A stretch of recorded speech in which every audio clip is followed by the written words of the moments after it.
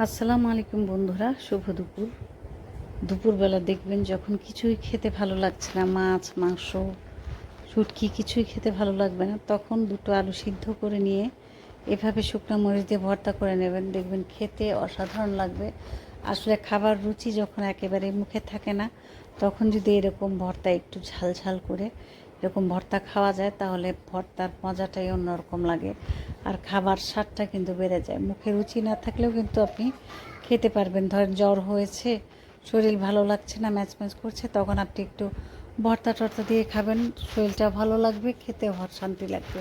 তো আমার যখন খেতে না ইচ্ছে করে, তখনই আমি এরকম ঝাল ঝাল করে একটু ভর্তা করে নিই। যে ভর্তার ইয়েটাকে আলাদা মেখে নিলাম, কারণ হচ্ছে এখানে মরিচ পেঁয়াজ আর লবণ আছে।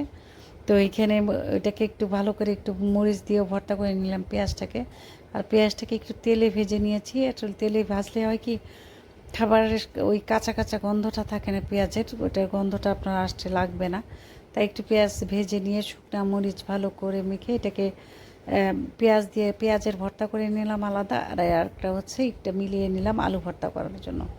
তো আলু ভর্তা খাবার জন্য সবাইকে দাওয়াত রইল। আমার এই আলু ভর্তার ভিডিও যদি আপনাদের ভালো লেগে থাকে, লাইক কমেন্ট শেয়ার করে পাশে থাকবেন। আলুটা আসলে গরম ছিল, আমি সেভাবে মাখতে পারছিলাম না, তাই হালকা হালকা হাত দিয়ে উপর দিয়ে আর কি মেখে নিয়ে চেষ্টা করছিলাম, কিন্তু প্রচণ্ড গরম ছিল আলুটা।